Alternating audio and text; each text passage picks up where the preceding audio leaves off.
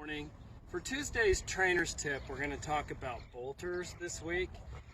Sometimes we get in a horse or a mule that bolts, and by bolting I mean he straightens his neck out and he takes off and runs away from you. It can be really hard to stop them from doing that. Once they figure out how to do that, it can become a habit really quick.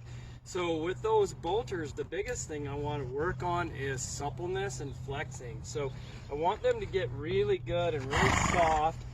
When I ask them to bend this neck around, I want them to bend that neck. If I ask them to swing their hip around, I'm going to focus at that hip, get them to swing that hip around. I want a lot of control at this front end.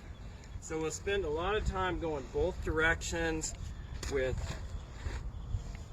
bending, getting them to flex around with very little pressure, so they start thinking this is the best place to be to get out of hard work, is to bend and give.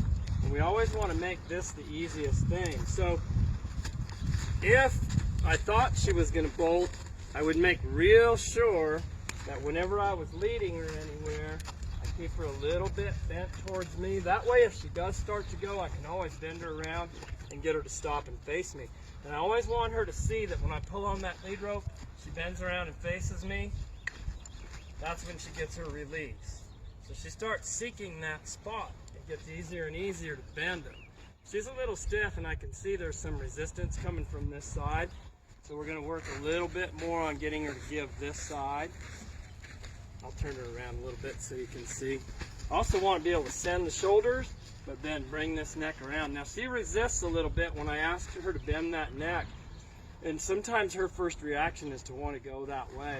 So we want to teach her that the first reaction is going to be more something like this to bend into us. So you can't spend too much time, you can't get them too soft and too supple. Alright, it's always great to get this neck soft and supple. Hold your horse here without holding him. We're not putting a lot of pressure on him, but we're just showing him this is the best place to be. Alright, and then spend some time sending those hips and sending those shoulders around a little bit. Usually these problems come from just not being really good at leading. So we're going to get her better at leading all the time. That's Tuesday's trainer's tip.